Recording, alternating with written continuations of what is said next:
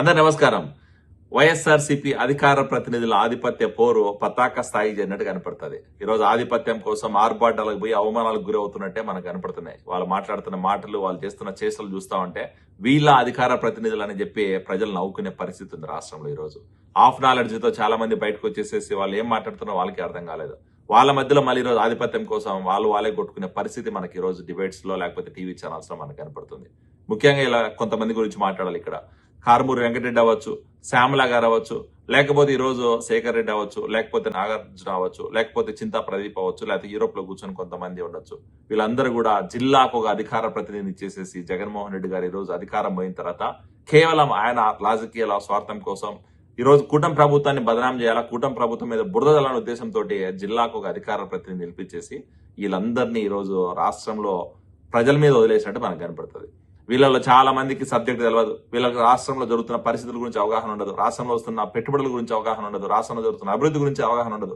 కేవలం వాళ్ళకి తెలిసిందా ఏంద్రా అంటే జగన్మోహన్ రెడ్డి గారి మెప్పు కోసం ఈ రోజు స్వార్థ ప్రయోజనాల కోసం, రాజకీయ లాభం కోసం, లేకపోతే వాళ్ళ రాజకీయ కక్షలో భాగంగానే ప్రజల్ని డైవర్ట్ చేసే విధంగా వాళ్ళు మాట్లాడుతుంటారు.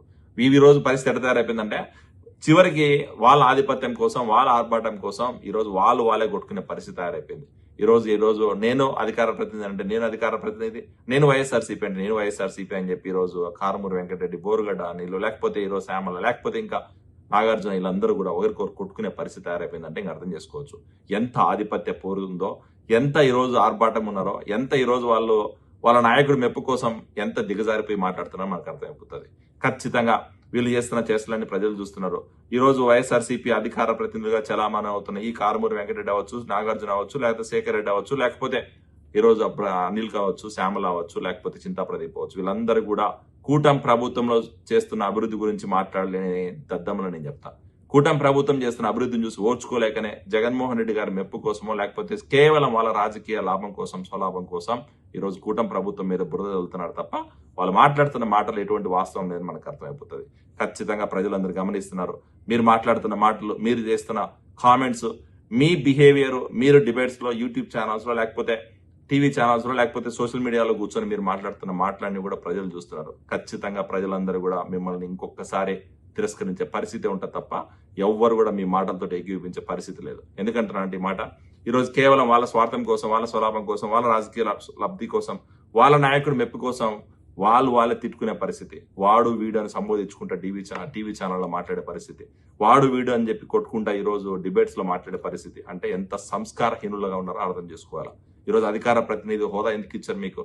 ఈరోజు రాష్ట్రంలో ప్రజల పక్షాన్ని నిలబడి ప్రజల కష్ట నష్టాల కోసం మాట్లాడమని చెప్పి మీకు అధికార ప్రతినిధి హోదా ఇస్తే కేవలం మీ స్వలాభం కోసం, మీ రాజకీయ ఆకాంక్ష కోసం, మీ నాయకుడి మెప్పు కోసం ఈ రోజు టీవీ ఛానల్లో కూర్చొని ఇలాంటి పనికి వాళ్ళని మాట్లాడతారా?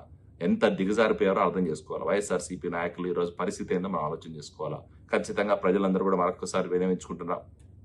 ఈ అధికార ప్రతినిధుల మాయలో టీవీ ఛానల్స్ లో, యూట్యూబ్ ఛానల్స్ లో, సోషల్ మీడియాలో వీళ్ళు పెడుతున్న మాటల గురించి పట్టించుకోవడం అవసరం లేదు. రాష్ట్రంలో జరుగుతున్న అభివృద్ధి గురించి, రాష్ట్రంలో జరుగుతున్న వస్తున్న పెట్టుబడుల గురించి, రాష్ట్రంలో ఈ రోజు ప్రభుత్వం అమలు చేస్తున్న సంక్షేమ పథకాల గురించి అవగాహన కోసం ఈ రోజు తెలుగుదేశం పార్టీ ప్రతి ఒక్క చోట ఈ రోజు అవగాహన కార్యక్రమాలు జరుగుతుంది. వాటి గురించి ఆలోచన చేయమని చెప్తున్నాను. ఖచ్చితంగా Telugu Desam party cadre, Telugu Desam party నాయకులు, తెలుగుదేశం పార్టీ కార్యకర్తలు అందరూ కూడా ఈ అధికార ప్రతినిధులు చేసిన అవాస్తవాల్ని, అధికార ప్రతినిధులు మాట్లాడుతున్న మాటల్ని కౌంటర్ చేయాల్సిన అవసరం ఉందని చెప్పి మరొకసారి విన్నవించుకుంటున్నా. Thank you.